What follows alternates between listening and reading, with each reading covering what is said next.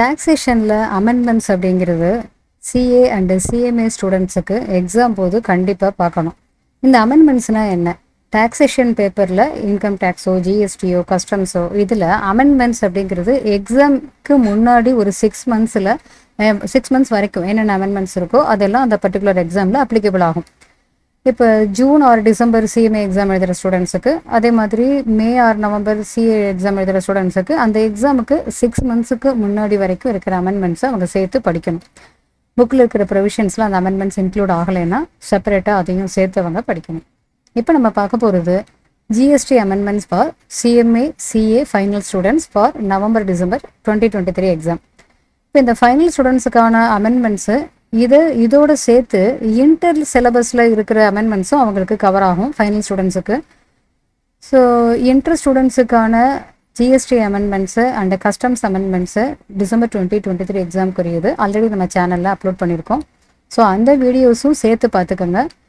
Inter portion தவிர final போர்ஷனுக்கு மட்டும் கவர் ஆகக்கூடிய அடிஷனல் இது பார்க்குறோம். இப்போ இன்டர் போர்ஷன் ஃபைனலுக்கு உண்டு, அதுவும் சேர்த்து பாருங்கள். அது தவிர எக்ஸ்ட்ரா இது. நம்ம சேனலுக்கு தான் ஃபஸ்ட் டைம் வரீங்கன்னா மறக்காமல் சப்ஸ்கிரைப் பண்ணிக்கோங்க. அண்ட் டெலகிராம் குரூப்பில் ஜாயின் பண்ணலைன்னாலும் ஜாயின் பண்ணிக்கோங்க, லிங்க் டிஸ்கிரிப்ஷனில் இருக்குது.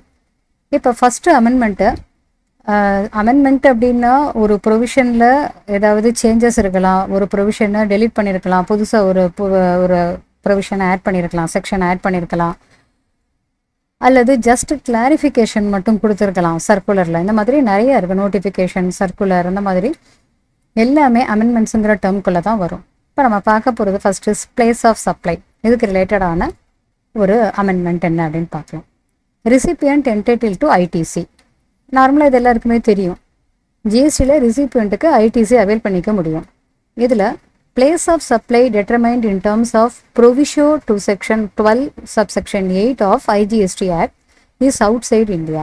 சப்போஸ் பிளேஸ் ஆஃப் சப்ளைங்கிறது இந்தியாவுக்கு வெளியில் இருக்குது அப்படிங்கிற மாதிரி ஐஜிஎஸ்டி ஆக்ட் படி டிட்டர்மைன் பண்ணுறப்ப ரிசிபியண்ட்டுக்கு ஐடிசிக்கு என்டைட்டில்மெண்ட் இருக்குது அப்படிங்கிறத தான் இங்கே ஒரு சர்க்குலரில் எக்ஸ்பிளைன் பண்ணுறாங்க. செக்ஷன் 12 சப்செக்ஷன் 8 ஆஃப் ஐஜிஎஸ்டி ஆக்டில் என்ன சொல்கிறாங்க? பிளேஸ் ஆஃப் சப்ளை அப்படிங்கிறது services provided by transportation of குட்ஸை டிரான்ஸ்போர்ட் பண்ணுற சர்வீஸை ப்ரொவைட் பண்ணுறாங்க. அது பை மெயிலாக இருக்கலாம் அல்லது பை கொரியராக இருக்கலாம். அந்த சர்வீஸை ஒரு ரிஜிஸ்டர்டு பர்சனுக்கு பண்ணுறப்ப பிளேஸ் ஆஃப் சப்ளைங்கிறது எதை வச்சு எந்த இடம்னு தீர்மானிப்பாங்க? Location of such registered person. So அந்த ரிஜிஸ்டர்ட் பர்சன் எங்கே இருக்காங்களோ அந்த பிளேஸு தான் place of supply. Where the location of supplier as well as recipient is in India. Supplier recipient 2 பேருமே இந்தியாவுக்குள்ளே இருக்காங்க சர்வீஸ் ப்ரொவைட் பண்ணுறப்ப அப்படின்னா அந்த ரிசிபியன்ட் ரிஜிஸ்டர்டு பர்சனாக இருக்கிறப்ப அந்த லொக்கேஷன் ஆஃப் ரிஜிஸ்டர்டு பர்சன் தான் பிளேஸ் ஆஃப் சப்ளை. இதுதான் இந்த செக்ஷன் 12 சப்செக்ஷன் 8 ஆஃப் ஐஜிஎஸ்டி ஆக்டில் இருக்கிற provision. However the proviso to the aforesaid subsection. அப்போ இந்த ப்ரொவிஷனுக்கு ஒரு ப்ரொவிஷோ கொடுக்குறாங்க இந்த சப்செக்ஷனில். ப்ரொவிஷோனா என்னது? அந்த ப்ரொவிஷனுக்கு ஃபர்தராக குவாலிஃபை பண்ணுற மாதிரி அல்லது அதில் ஒரு எக்ஸப்ஷன் கொடுக்குற மாதிரி ஒரு கண்டிஷன் ப்ரொவைட் பண்ணுவாங்க. அதுதான் ப்ரொவிஷோன்னு சொல்கிறது. So the proviso to the aforesaid section provides that where transportation of goods is to a place outside India. குட்ஸை டிரான்ஸ்போர்ட் பண்ணுறது இந்தியாவுக்கு வெளியில் அப்படின்னா அங்கே place of supply for the said service shall be the place of destination of such goods. இப்போ goods இந்தியாவுக்கு வெளியில் transport பண்ணுறதா இருந்தால் அந்த இடத்துல place of supply of service அப்படிங்கிறது பிளேஸ் ஆஃப் டெஸ்டினேஷன். அந்த குட்ஸ் எங்கே போய் சேருதோ அந்த டெஸ்டினேஷன் சொல்கிறாங்க. சின்ஸ் இன் சச் கேசஸ், அப்போ அந்த மாதிரி கேசஸில் டவுட்ஸ் வரும். அதாவது ஐடிசி அவைல் பண்ண முடியுமா? ஏன்னா ரிசிபியன்ட் ஐடிசி அவைல் பண்ணலாம் அப்படின்னா இந்த இடத்துல ரிசிபியன்ட் ஐடிசி அவைல் பண்ண முடியுமா? த பிளேஸ் ஆஃப் சப்ளைங்கிறது ஃபாரின் டெஸ்டினேஷனாக இருக்குது. அப்போ இந்த இடத்துல ஐடிசி அவைல்மெண்ட் பற்றி ஒரு டவுட் வரும். அதுக்கு ஒரு கிளாரிஃபிகேஷன் கொடுத்துருக்காங்க சர்க்குலரில் 27/2022 டேட்டுள்ள ஒரு கிளாரிஃபிகேஷன். இது ஒரு எக்ஸாம்பிள் மாதிரி கொடுக்குறாங்க. இந்த எக்ஸாம்பிள் பார்க்கலாம். எக்ஸுங்கிறவர் ஜிஎஸ்டியில் ரிஜிஸ்டர்ட் பர்சன். இவர் வெஸ்ட் பெங்காலில் ரிஜிஸ்டர் பண்ணியிருக்காரு. அவர் குட்ஸை எக்ஸ்போர்ட் பண்ணுறாரு சிங்கப்பூரில் இருக்கிற ஒய் அப்படிங்கிற ஒரு பர்சனுக்கு. இந்த சர்வீஸுக்காக இந்த குட்ஸ் எக்ஸ்போர்ட் பண்ணுறதுக்காக டிரான்ஸ்போர்ட்டேஷன் பண்ணணும்ல, டிரான்ஸ்போர்ட்டேஷன் ஆஃப் குட்ஸ் இந்த சர்வீஸ் ப்ரொவைட் பண்ணுற ஒருத்தர் ஏர் கார்கோ ஆப்ரேட்டர் இசட் கிட்ட இந்த குட்ஸை கொடுத்து சிங்கப்பூருக்கு டிரான்ஸ்போர்ட் பண்ண சொல்கிறாரு. அந்த இசட்டுங்கிறவரும் ரிஜிஸ்டர்ட் பர்சன் தான், அவரும் வெஸ்ட் பெங்காலில் தான் ரிஜிஸ்டர் பண்ணியிருக்காரு. இந்த கேஸில் பிளேஸ் ஆஃப் சப்ளை அப்படிங்கிறது சர்வீசஸ் ப்ரொவைடட் பை இசட்டுங்கிற கார்கோ ஆப்ரேட்டர் சர்வீஸ் ப்ரொவைட் பண்ணுறாரு, டிரான்ஸ்போர்ட்டேஷன் ஆஃப் குட் சர்வீசஸ். யாருக்கு ப்ரொவைட் பண்ணுறாரு? எக்ஸுங்கிற ரிஜிஸ்டர்ட் பர்சனுக்கு. 2 பேருமே வெஸ்ட் பெங்காலில் இந்தியாவுக்குள்ளே தான் ரிஜிஸ்டர் பண்ணியிருக்காங்க. ஆனால் அந்த பிளேஸ் ஆஃப் டெஸ்டினேஷன் எங்கே போய் சேருது? சிங்கப்பூரில் போய் சேருது, அவுட் சைடு இந்தியா. அப்போ இந்த கேஸில் என்ன சொல்கிறாங்க? இசட் அந்த transport operator good charge IGST from X. ஏன்னா இவர் தானே சப்ளையர், இசட் தானே சப்ளையர் டிரான்ஸ்போர்ட்டேஷன் ஆஃப் குட்ஸ். இவர் சர்வீஸ் ப்ரொவைட் பண்ணுறாரு, IGST சார்ஜ் பண்ணுறாரு எக்ஸ் கிட்ட இருந்து இந்த குட்ஸை டிரான்ஸ்போர்ட் பண்ணுறதுக்காக.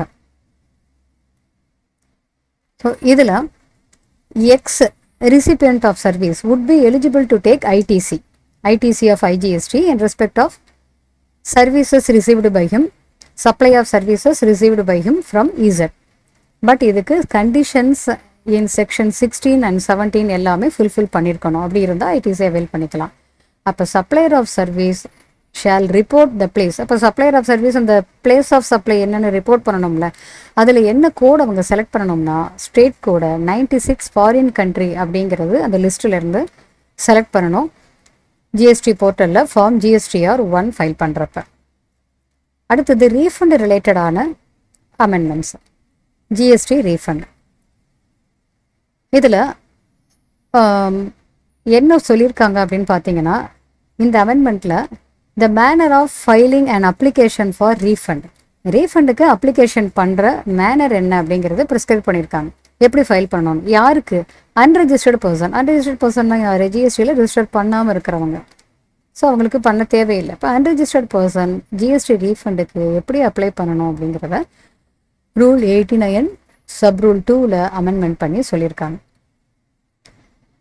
இப்போ ஒரு unregistered buyer entered into an agreement or contract with a builder for supply of services of construction. இப்போ வீடு கட்டுறது அல்லது ஒரு பில்டிங்கோ ஒரு ஃப்ளாட்டோ கன்ஸ்ட்ரக்ஷன் பண்ணுற சர்வீசஸ் ப்ரொவைட் பண்ணுற பில்டரோட ஒரு அன்ரெஜிஸ்டர்ட் பையர் அக்ரிமெண்ட் போடுறாரு, கான்ட்ராக்ட் போடுறாரு. அதுக்கப்புறமா இதில் அமௌண்ட்டும் பே பண்ணிடுறாரு. Paid the amount towards consideration. அந்த சர்வீஸ்க்காக கான்ட்ராக்டருக்கு அமௌண்ட்டு, பில்டருக்கு அமௌண்ட்டும் பே பண்ணிடுறாங்க. அன்ரெஜிஸ்டர்ட் பர்சன் ஃபுல்லாவோ பார்ட்டாவோ பே பண்ணிடுறாங்க. இதில் டேக்ஸ் இருந்ததுன்னா ஜிஎஸ்டி அப்ளிகபிள் டேக்ஸோட சேர்த்து கட்டிடுறாங்க. சப்போஸ் அவங்களுக்கு வேறு ஏதாவது ஒரு ரீசன்னால சப்சிக்வெண்ட்டாக due to non completion or delay in construction, இந்த மாதிரி ஏதாவது ஒரு ரீசன்னால அந்த கான்ட்ராக்டோ அக்ரிமெண்ட்டோ கேன்சல் ஆகுது. அப்படி கேன்சல் ஆகும்போது இந்த அன்ரெஜிஸ்டர்ட் பர்சன் ஏற்கனவே ஜிஎஸ்டி கட்டிடுறாங்க. அப்போ அவங்களுக்கு திருப்பி அவங்க கட்டின பணத்தில் ஜிஎஸ்டி சேர்த்து தான் சப்ளையருக்கு கொடுத்துருப்பாங்க. அவங்க திருப்பி இவங்களுக்கு ரீஃபண்ட் பண்ணுறப்ப இந்த டேக்ஸை ஜிஎஸ்டிங்கிறது இவங்களுக்கு ரீஃபண்ட் வாங்குறதுக்கு ஒரு வாய்ப்பு கொடுக்கறதுக்காக தான் இப்போ இந்த ப்ரொவிஷனை அமெண்ட் பண்ணியிருக்காங்க. So in number of such cases period for issuance of credit நோட்னா ஏற்கனவே அவங்க கிட்ட அமௌண்ட்டை ரிசீவ் பண்ணதை பின்னாடி அவங்களுக்கு கொடுக்க போகிறாங்க. அப்போ இங்கே கிரெடிட் நோட் இஷ்யூ பண்ணுவாங்க on account of such cancellation of service cancellation ஆகும்போது. So in number of such cases the period for issuance of credit note on account of such cancellation may already have got expired by that time. Credit நோட்டை issue பண்ணுறதுக்கான டைமே expire ஆகிறதுக்கு chances இருக்குது நிறையா கேசஸில். Service cancellation ஆகும்போது credit note issue பண்ணணும். But credit note issue பண்ணுறதுக்கான பீரியடுங்கிறது ஆல்ரெடி எக்ஸ்பயர் ஆகிருக்கும். அந்த கேசஸில் சப்ளையர் என்ன பண்ணுவார், அமௌண்ட்டை பையர்கிட்ட ரீஃபண்ட் பண்ணுறப்ப டேக்ஸை கலெக்ட் பண்ணியிருப்பார்ல, அதை டிடெக்ட் பண்ணிவிட்டு மீதி அமௌண்ட்டை மட்டும்தான் ரீஃபண்ட் பண்ணுவாங்க. இந்த சிச்சுவேஷனில் அந்த அன்ரெஜிஸ்டர்ட் பர்சனுக்கு அந்த ஜிஎஸ்டி பே பண்ணதை ரீஃபண்ட் வாங்கிக்கிறதுக்கு தான் இந்த அமெண்ட்மெண்ட்ஸ். இது இந்த பில்டிங் ரிலேட்டடாக கன்ஸ்ட்ரக்ஷன் ரிலேட்டடாக மட்டும் இல்லாமல் in case of long term insurance பாலிசியில் ப்ரீமியம் என்டையர் பீரியட் இருக்கும். அந்த பாலிசியுடைய மொத்த டேர்முக்கு என்டையர் பீரியட் இருக்கும். அப்ஃப்ரண்ட்டாக பே பண்ணியிருப்பாங்க, அதோட ஜிஎஸ்டி அப்ளிகபிள் அமௌண்ட்டோட சேர்த்து பே பண்ணியிருப்பாங்க. அதுக்கப்புறமா அந்த பாலிசி ப்ரீமெச்சூராக டெர்மினேட் ஆகிறதுக்கு சான்சஸ் இருக்குது ஏதாவது ஒரு ரீசன்னால். அப்போ இந்த கேஸ்லேயுமே கிரெடிட் நோட் இஷ்யூ பண்ணுற டைம் ஆல்ரெடி எக்ஸ்பயர் ஆகிருந்ததுன்னா அங்கே இன்சூரன்ஸ் கம்பெனிஸ் ரீஃபண்ட் பண்ணுறப்ப ப்ரொபோர்ஷனேட்டாக ஜிஎஸ்டி போக மீதி அமௌண்ட்டை தான் ரீஃபண்ட் பண்ணியிருப்பாங்க. ஸோ இது வரைக்கும் இப்போ இந்த அன்ரெஜிஸ்டர்டு பர்சன்ஸ் அந்த ஜிஎஸ்டி போர்ஷனை போக மீதி அமௌண்ட்டை தானே ரீஃபண்டாக அவங்க கொடுக்குறாங்க. அமௌண்ட்டை வந்து சப்ளையர் கொடுக்குறாங்க. அந்த மாதிரி தான் வாங்கிக்கிட்டு இருந்தாங்க. ஜிஎஸ்டி அமௌண்ட்டு ரீஃபண்டாக வாங்க முடியாமலே போயிட்டு இருந்தது. ஸோ அதை மாற்றுறதுக்காகத்தான் இப்போ இங்கே வந்து புதுசாக இந்த ப்ரொவிஷன் கொண்டு வந்திருக்காங்க, அமெண்ட்மெண்ட் பண்ணியிருக்காங்க. ஸோ இது வரைக்கும் no facility available to unregistered person for claiming refund of amount of GST borne by them in the event of cancellation of contract or agreement அது பில்டிங்கில் அல்லது இன்சூரன்ஸ் பாலிசி ரிலேட்டட் ஆனது. So இதுக்காகத்தான் இங்கே இந்த அமெண்ட்மெண்ட் கொண்டு வராங்க. Any person can claim refund of any tax and interest. எந்த ஒரு பர்சனும் அன்ரெஜிஸ்டர்ட் பர்சனும் கிளைம் பண்ண முடியும். டேக்ஸ் அண்ட் இன்ட்ரெஸ்ட் அவங்க பே பண்ணினதை paid on such a tax, the interest the taxல pay பண்ணியிருந்ததுன்னா or any other amount paid by him by making an application. இதுக்கு போடணும் ரீஃபண்டுக்கு. எப்போக்குள்ளே போடணும்? Before the expiry of 2 years, 2 வருஷத்து முடியறதுக்குள்ள. ஸோ அந்த 2 வருஷங்கிறது ஃப்ரம் த ரெலவெண்ட் டேட், இதுக்கான ரெலவெண்ட் டேட்ல இருந்து 2 வருஷம் முடியறதுக்குள்ள. இன் சச் ஃபார்ம், இதுக்கான பர்டிகுலர் ஃபார்மில் இதில் சொல்லியிருக்கிற ப்ரிஸ்கிரைப்டு மேனரில் தான் அவங்க அப்ளை பண்ணணும். In cases where unregistered person has borne incidents of tax and not passed on the same to any other person, the said refund shall be paid to him instead of being credited to consumer welfare fund. So இந்த மாதிரி GST யாருமே claim பண்ணலை, யாருக்குமே ஃபர்தராக pass பண்ணலை அப்படிங்கிறப்ப claim பண்ண முடியாமல் போனதெல்லாம் கன்சூமர் வெல்ஃபேர் ஃபண்டுக்கு ட்ரான்ஸ்ஃபர் பண்ணிடுவாங்க. ஸோ இப்போ என்ன ஆகுது, இந்த மாதிரி அன்ரெஜிஸ்டர்ட் பர்சன் பார்ன் பண்ணின இந்த டேக்ஸை அவங்க அப்ளை பண்ணி வாங்குறப்ப not passed on to any other person, வேறு யாருக்கும் இது அவங்க ட்ரான்ஸ்ஃபர் பாஸ் பண்ணியிருக்க கூடாது. அப்போ இந்த said fund shall be paid to ஹிம்னா அவங்க ரீஃபண்ட் அப்ளிகேஷன் போட்டு வாங்கிக்க முடியும். கன்சூமர் வெல்ஃபேர் ஃபண்டில் கிரெடிட் பண்ணுறதுக்கு பதிலாக அவங்களுக்கு ரீஃபண்டில் கொடுத்துருவாங்க. ஸோ இதுக்காக அவங்க அப்ளிகேஷன் ஃபைல் பண்ணணும். இன் such cases new functionality has been made available on common portal. GST போர்ட்டலில் இதுக்காக ப்ரொவிஷன்ஸ் எல்லாமே அப்ளை பண்ணியிருக்காங்க. Which allows unregistered person to take சரி, அப்போ ஒரு ஜிஎஸ்டி ரீஃபண்ட் வாங்கணும்னு சொன்னால், ஜிஎஸ்டி போர்ட்டலுக்குள்ளே நம்ம போகணும்னு சொன்னால் ரிஜிஸ்ட்ரேஷன் இல்லாமல் எப்படி போக முடியும்? அப்போ என்ன சொல்கிறாங்க, அன்ரெஜிஸ்டர்டு பர்சன் இந்த ரீஃபண்டுக்கு அப்ளிகேஷன் போடுறப்ப has to take a temporary registration apply பண்ணிவிட்டு அதுக்கப்புறமா ரீஃபண்டுக்கு அப்ளிகேஷன் போடுறாங்க. Under the category for refund for unregistered person அப்படிங்கிற கேட்டகரியில். ஸோ இதுக்கான form GST refund 01 also provide for the documents required. இதோடு சேர்த்து என்னென்ன டாக்குமெண்ட்ஸ் எல்லாம் அவங்க ஃபர்னிஷ் பண்ணணுமோ இந்த அப்ளிகேஷனோட அதுவும் சேர்த்து கொடுக்கணும். And the statement to be uploaded along with the said refund application. Next demand and recovery ரிலேட்டடான அமெண்ட்மெண்ட்ஸு. நெக்ஸ்ட் டிமாண்ட் அண்ட் ரெக்கவரியில் சப்போஸ் டிமாண்ட் வந்து ஷோகாஸ் நோட்டீஸ் இஷ்யூ பண்ணியிருக்காங்க செக்ஷன் 74(1)ல். 74 என்ன வரும், அதில் ஃப்ராட் அந்த மாதிரி பண்ணியிருந்தாங்கன்னா அங்கே நோட்டீஸ் இஷ்யூ பண்ணுறது. But it is not sustainable for reason that the charges of fraud etcetera not been established. இப்போ ஒரு ரிஜிஸ்டர்ட் பர்சன் ஃப்ராட் அந்த மாதிரி பண்ணியிருக்காங்கன்னு சொல்லி டிமாண்டு செக்ஷன் 74ல் எஸ்சிஎன் ஷோகாஸ் நோட்டீஸ் இஷ்யூ பண்ணுறாங்க. பட் அதை பின்னாடி பார்க்குறப்ப அதுக்கான ஸ்ட்ராங் எவிடன்ஸ் இல்லை, அவங்க ஃப்ராட் அந்த மாதிரிலாம் பண்ணலை. The reason that charges of fraud or any wilful misstatement or suppression of facts to evade tax, இந்த மாதிரி டேக்ஸை தவிர்க்கணும் அந்த மாதிரி எண்ணத்தோட ஃப்ராடாகவோ வேணும்னோ ஏதாவது ஒரு ஃபேக்டை மறைச்சோ டேக்ஸை எவேட் பண்ணிருக்காங்க அப்படிங்கிறத எஸ்டாப்ளிஷ் பண்ண முடியலை அப்படின்னா அந்த இடத்துல ஷோகாஸ் நோட்டீஸ் செக்ஷன் 74 இஷ்யூ பண்ணதை செக்ஷன் 73ல் இஷ்யூ பண்ண நோட்டீஸாக அவங்க டீம் பண்ணி அந்த இடத்துல டேக்ஸ் பேயபிள் என்ன அப்படிங்கிற மாதிரி டெட்டர்மினேஷன் பண்ணுவாங்க. அதுக்கு ரிலேட்டடான சில அமெண்ட்மெண்ட்ஸை இங்கே நம்ம பார்க்க போகிறோம். இங்கே என்ன சொல்கிறாங்க, what would be the time period for redetermination of the tax interest and penalty payable by noticee in such cases. இந்த மாதிரி கேசஸில் அந்த நோட்டீஸி பே பண்ண வேண்டிய டேக்ஸு, இன்ட்ரெஸ்ட்டு, பெனல்ட்டி எவ்வளவு அப்படிங்கிறத டிட்டர்மினேஷன் பண்ணுவாங்கல்ல, திருப்பி ரீடிட்டர்மைன் பண்ணுவாங்கல்ல, அப்படி ரீடிட்டர்மினேஷன் பண்ணக்கூடிய டைம் பீரியட் எவ்வளவு அப்படிங்கிறது கேட்டிருக்காங்க. What would be the time period? இதில் ரீடிட்டர்மினேஷன் என்ன அப்படின்னா, இப்போ ஸ்ட்ராங்கான எவிடன்ஸ் இல்லை செக்ஷன் 74 சொல்கிற மாதிரி அப்படிங்கிறப்ப அந்த அப்பலேட் அத்தாரிட்டி என்ன பண்ணுவாங்க, directs the proper officer to redetermine the amount of tax payable. இப்போ அமௌண்ட்டு திருப்பியும் நீங்கள் கால்குலேட் பண்ணுங்க அப்படின்னு சொல்லியிருப்பாங்க. அப்படி அந்த ரீடிட்டர்மைன் பண்ணுறதுக்கான டைம் பீரியட் என்ன அப்படிங்கிறது ஒரு கிளாரிஃபிகேஷன் கொடுக்குறாங்க. Within a period of 2 years, 2 வருஷம். எந்த டேட்ல இருந்து? From the date of communication of the direction by the appellate authority as the case may be. இப்போ திருப்பி ரீடிட்டர்மைன் பண்ணுங்கன்னு சொல்லி அவங்க வந்து டைரக்ஷன் கொடுக்குறாங்கல்ல, அந்த date of communication of the said direction by the appellate authority, அது டைரக்ஷன் கொடுத்த டேட்ல இருந்து, கம்யூனிகேஷன் பண்ண டேட்ல இருந்து 2 yearsக்குள்ள ரீடிட்டர்மைன் பண்ணணும். How the amount payable shall be recomputed. எப்படி அந்த அமௌண்ட்டை ரீகம்ப்யூட் பண்ணுறாங்க அல்லது ரீடிட்டர்மைன் பண்ணுறாங்க, அதுக்கான ஒரு கொஸ்டின் ஆன்சர் கொடுக்குறாங்க.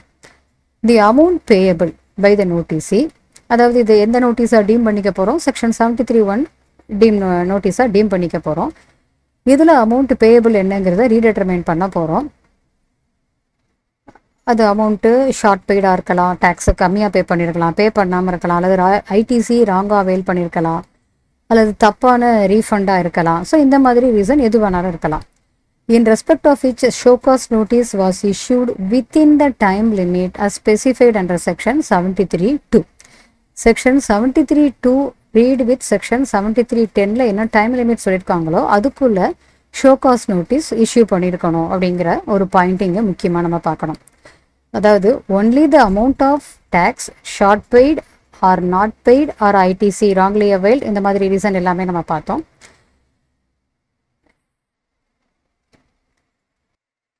இதுதான் ரீடிட்டர்மினேஷன் அப்படிங்கிறதும் ஆல்ரெடி நம்ம பார்த்தோம். செக்ஷன் 73க்கு ஏற்ற மாதிரி ரீடிட்டர்மைன் பண்ணுறாங்க. எங்கே ஷோகாஸ் நோட்டீஸுங்கிறது issued within 2 years and 9 months from the due date of furnishing annual return for the respective financial year or from the date of erroneous refund. ஒன்று 2 டேட் சொல்கிறாங்க. 2 டேட்டில் எது இயர்லியர் அப்படின்னு பார்க்குறோம். இப்போ இந்த ரெஸ்பெக்டிவ் ஃபைனான்ஷியல் இயருக்கான ஆனுவல் ரிட்டர்ன் ஃபைல் பண்ண வேண்டிய டியூ டேட்டில் இருந்து 2 years 9 months, அல்லது ஒருவேளை இது வந்து ரீஃபண்டாக எரேனியஸ் ரீஃபண்டாக இருந்தால் அந்த டேட்டில் இருந்து, இந்த 2 டேட்டில் இந்த டயத்துக்குள்ளே ஷோகாஸ் நோட்டீஸ் வந்து இஷ்யூ பண்ணியிருந்தா அது மட்டும்தான் அமௌண்ட் வந்து அவங்க ரீடிட்டர்மைன் பண்ண முடியும். சரி, இப்போ இந்த ஷோகாஸ் நோட்டீஸ் இந்த பீரியடை தாண்டி இஷ்யூ பண்ணியிருந்தா என்ன ஆகும்? Issued beyond the period of 2 years and 9 months from the date of furnishing annual return அல்லது எரேனியஸ் ரீஃபண்ட் இதில் இருந்து இந்த அப்போ பியாண்ட் த பர்டிகுலர் அந்த பீரியட் அதை தாண்டி அவங்க ஷோகாஸ் நோட்டீஸ் இஷ்யூ பண்ணினா அந்த அப்பலேட் அத்தாரிட்டி, அதோட அந்த அப்பலேட் அத்தாரிட்டி இந்த நோட்டீஸு 74ல் இஷ்யூ பண்ணது சஸ்டைனபிள் இல்லை அப்படின்னு சொல்லி அந்த நோட்டீஸை 73ல் இஷ்யூ பண்ண மாதிரி டீம் பண்ணியிருந்தாங்க அப்படின்னா then the entire proceeding shall have to be dropped. மொத்த ப்ரொசீடிங்கும் ட்ராப் பண்ணிடுவாங்க. எதனாலனா இந்த டைம் லிமிட்டேஷன் இருக்குல்ல, செக்ஷன் 73ல் என்ன சொல்கிறாங்க, 2 years 9 months இந்த டைம் பார்த்தோம் இல்லையா, அந்த டைம் லிமிட்டேஷன் இங்கே எஃபெக்ட் ஆகிறதுனால இந்த இந்த ரீடிட்டர்மினேஷன் இதை வந்து அப்படியே ஸ்டாப் பண்ணிடுவாங்க, ட்ராப் பண்ணிடுவாங்க. Where show cause notice was issued for multiple financial years, நிறையா ஃபைனான்ஷியல் இயர்ஸ்க்கு ஷோகாஸ் நோட்டீஸ் செக்ஷன் 74ல் இஷ்யூ பண்ணியிருக்காங்க. இப்போ இந்த இது எல்லாத்தையுமே இஷ்யூ பண்ண டேட்டு எப்படின்னு அந்த டைம் பார்க்குறாங்க. Notice has been issued before the expiry of the time period as specified under section 73(2). ஒரு ஃபைனான்ஷியல் இயருக்கு before the expiry of the time period, ஆனால் மற்ற எல்லா வருஷத்துக்குமே after the expiry of the said due date. அப்படி இருந்ததுன்னா இங்கே என்ன சொல்கிறாங்கன்னா only in respect of that financial year எங்கே எக்ஸ்பைரி டேட்டுக்கு முன்னாடி ஷோகாஸ் நோட்டீஸ் இஷ்யூ பண்ணியிருக்காங்களோ அங்கே மட்டும்தான் அந்த அமௌண்ட் பேயபிள்ங்கிறத ரீடிட்டர்மைன் பண்ணுவாங்க செக்ஷன் 73 படி. மற்றதுக்கு பண்ண முடியாது, ட்ராப் பண்ணிடுவாங்க. அடுத்தது செக்ஷன் 84ல் ப்ரொசீடிங்ஸ் கண்டக்டட் அண்டர் ஐபிசி அப்படிங்கிறதும் அதர் ப்ரொசீடிங்ஸுங்கிற ஹெட்டிங்குள்ளே வரும் அப்படின்னு ஒரு கிளாரிஃபிகேஷன் கொடுத்துருக்காங்க. இந்த செக்ஷன் 84ல் என்ன சொல்கிறாங்க, 84ல் suppose government dues against any person CGST ஆக்டில் ரெடியூஸ் ஆகுது as a result of any அப்பீலோ ரிவிஷனோ வேறு ப்ரொசீடிங்ஸோ நடக்குது இந்த கவர்மெண்ட் டியூஸ் ரிலேட்டடாக. அப்போ இது ரெடியூஸ் ஆனதுடைய இன்டிமேஷனை, ரிடக்ஷன் ஆஃப் கவர்மெண்ட் டியூஸ் அப்படிங்கிறத இன்டிமேஷனை கமிஷனர் அந்த பர்டிகுலர் பர்சனுக்கும் அப்ராப்ரியேட் அத்தாரிட்டிக்கும், எந்த அப்ராப்ரியேட் அத்தாரிட்டி ரெக்கவரி ப்ரொசீடிங்ஸை கண்டக்ட் பண்ணுறாங்களோ, with whom the recovery proceedings are pending, ரெண்டு பேருக்குமே இன்டிமேஷன் கொடுத்துருவாங்க. அதோட ரெக்கவரி ப்ரொசீடிங்ஸுங்கிறது அந்த reduced amount of government டியூஸுக்கு continue ஆகும். இப்போ இங்கே என்ன சொல்ல வராங்க அப்படின்னா, ஐபிசி ரிலேட்டடான ப்ரொசீடிங்ஸும் இந்த அதர் ப்ரொசீடிங்ஸும் இந்த கேட்டகரியில் சேரும்.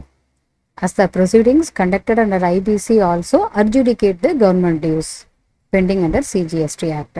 So அதுவுமே இப்போ IBC ப்ரொசீடிங்ஸும் appear to be covered under the term other proceedings in section 84. அடுத்தது standard operating procedure for scrutiny or returns and for the financial year 1920 and onwards. Financial year 1920 and அதுக்கப்புறம் இருக்கிறது எல்லாத்துக்குமே scrutiny of returns இதுக்காக ஒரு procedure, standard operating procedure. இந்த scrutiny functionality provided on ACES GST application only for the financial year 1920 and அதுக்கு பின்னாடி வர onwards. இப்போ இதில் ஸ்க்ரூட்டினி பண்ணுறாங்கல்ல, standard operating procedure for scrutiny of returns, ரிட்டர்னை ஸ்க்ரூட்டினி பண்ண போகிறாங்க.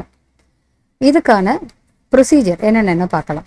First selection of scrutiny returns, என்னென்ன ரிட்டர்ன்ஸ் எல்லாம் ஸ்க்ரூட்டினி பண்ணணும் அப்படிங்கிறத director general of analytics and risk management DGARM இவங்க செலக்ட் பண்ணுவாங்க. எந்தெந்த GSTINs எல்லாமே ஸ்க்ரூட்டினிக்கு எடுக்கணும் அப்படிங்கிறத அவங்க தான் செலெக்ஷன் பண்ணுவாங்க.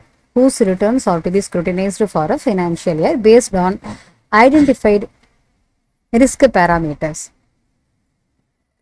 ஐடென்டிஃபைடு ரிஸ்க் பேராமீட்டர்ஸை பேஸ் பண்ணி எந்த ரிட்டர்ன்ஸை ஸ்க்ரூட்டினி பண்ணணும் அப்படின்னு செலெக்ஷன் பண்ணுவாங்க. அடுத்தது scrutiny schedule. Proper officer, divisional assistant deputy commissioner அவங்களோட அப்ரூவலோட ஃபைனலைஸ் பண்ணுவாங்க ஒரு மந்த் வைஸ் ஸ்க்ரூட்டினி ஷெட்யூல். அடுத்த ஸ்டெப்பு ஸ்க்ரூட்டினி ஷெட்யூல்.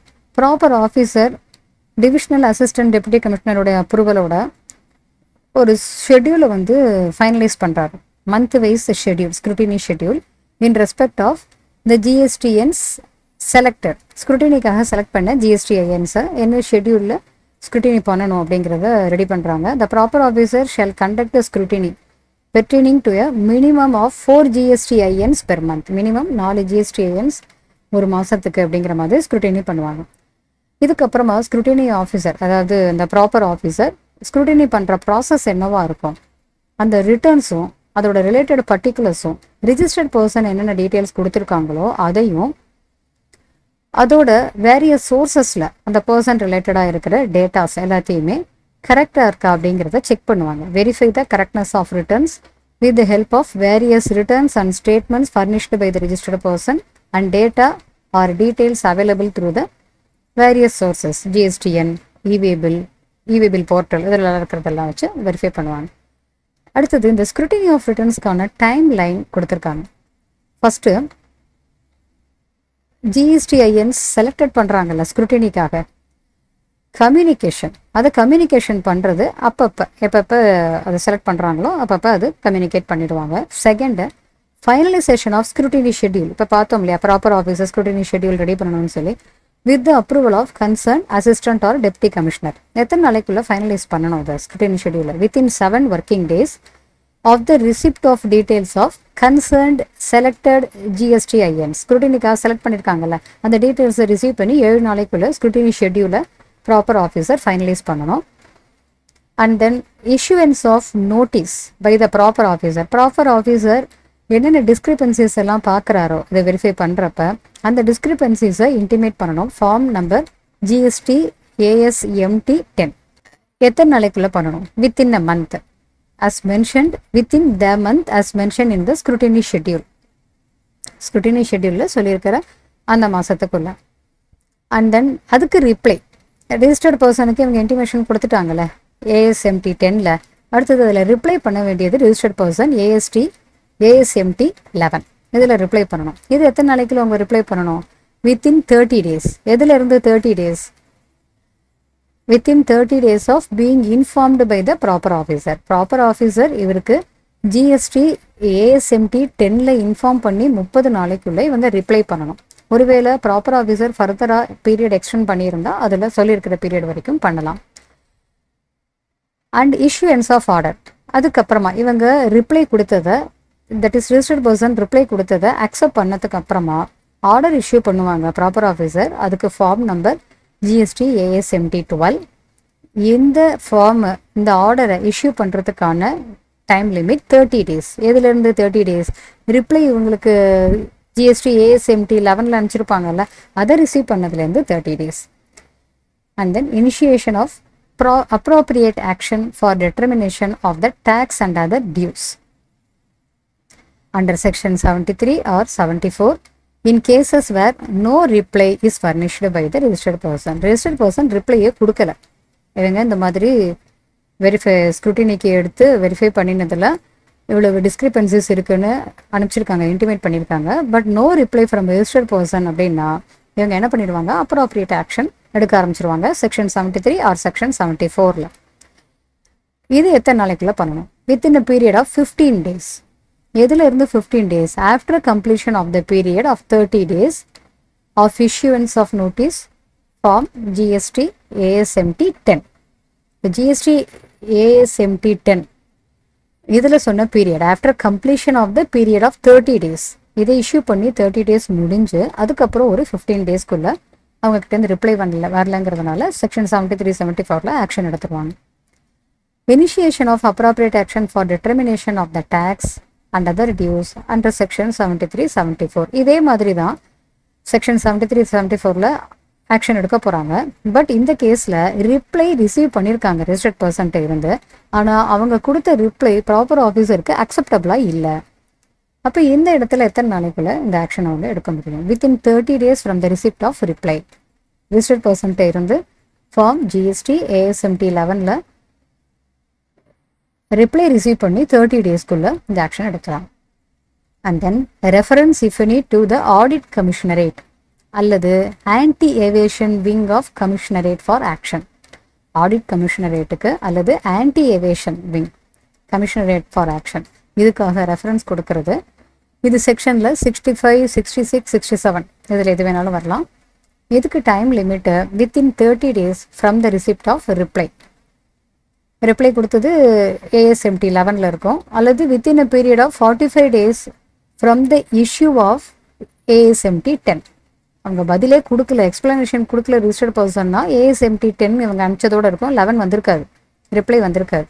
அங்கேருந்து 45 days சொல்கிறாங்க இஷ்யூ பண்ணி GST 10, that is GST ASMT 10 issue பண்ணி 45 days. அப்படி இல்லை ரிப்ளை பண்ணியிருந்தாங்கன்னா ரிப்ளை பண்ணதுலேருந்து 30 days.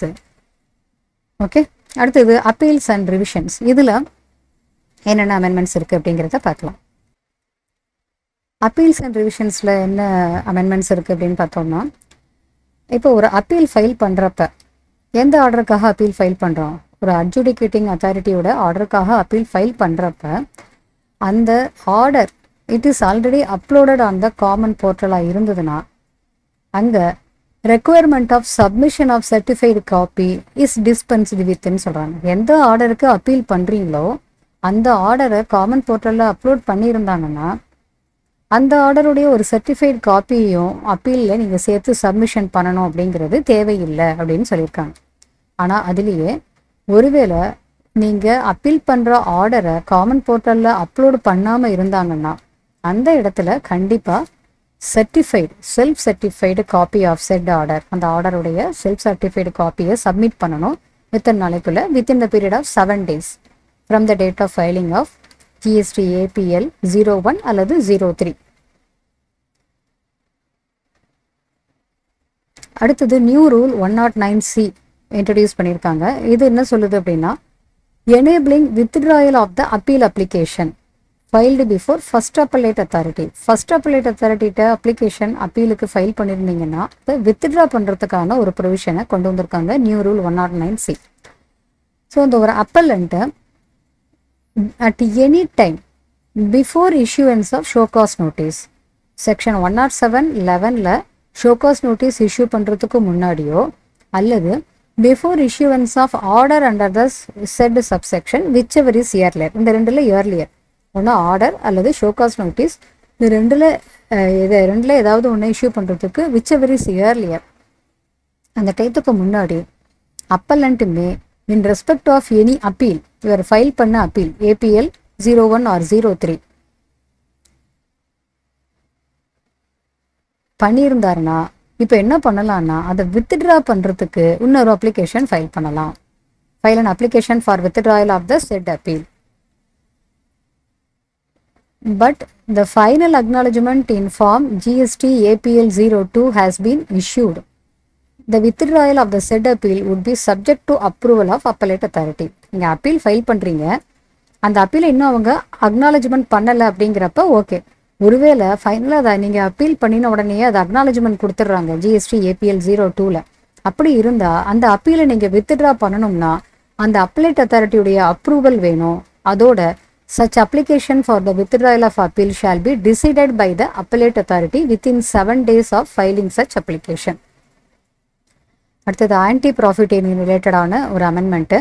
Competition commission of India CCI அப்படிங்கிறது இப்போ என்ஏஏயை ரீப்ளேஸ் பண்ணியிருக்கு. எந்த இடத்துல நேஷனல் ஆன்டி ப்ராஃபிட்டேரிங் அத்தாரிட்டி அப்படிங்கிறத ஆன்டி ப்ராஃபிட்டேரிங் கம்ப்ளைண்ட்ஸுக்கு ஜிஎஸ்டியில் நம்ம யூஸ் பண்ணிக்கிட்டு இருந்தோமோ அந்த இடத்துல என்ஐஏக்கு பதிலாக competition commission of India CCI replace ஆகிருக்கு with effect from 1/12/2022.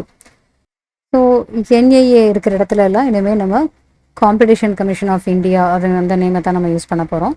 So now CCI is empowered to examine whether ITC availed by any registered person அல்லது reduction in the tax rate actually resulted in the commensurate reduction in the price of goods supplied by him அப்படிங்கிறத பார்ப்பார்.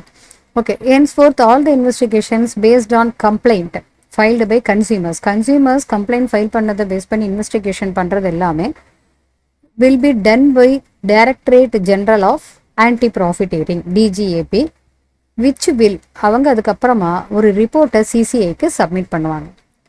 So இப்போ நம்ம பார்த்துருக்கிறது ஜிஎஸ்டியில் ஃபைனலுக்கு ரிலேட்டடான அமெண்ட்மெண்ட்ஸு. Only ஃபைனலுக்கு மட்டுமே, அதாவது இன்டருக்கு cover ஆகாமல் ஃபைனலுக்கு மட்டும் இருக்கிற போர்ஷனுக்கான அமெண்ட்மெண்ட்ஸ் மட்டும்தான் இதில் நம்ம பார்த்துருக்கோம். ஆல்ரெடி இன்டர் போர்ஷனுக்கு உண்டான அமெண்ட்மெண்ட்ஸும் ஃபைனலுக்கு கண்டிப்பாக உண்டு. அதுக்கான வீடியோஸும் நம்ம சேனலில் இருக்குது, அதுவும் மறந்துடாமல் பாருங்கள். இந்த வீடியோவை உங்களுடைய ஃப்ரெண்ட்ஸ் எல்லாருக்குமே ஷேர் பண்ணுங்கள். நம்ம அடுத்த ஒரு டாப்பிக்கில் மீட் பண்ணலாம்.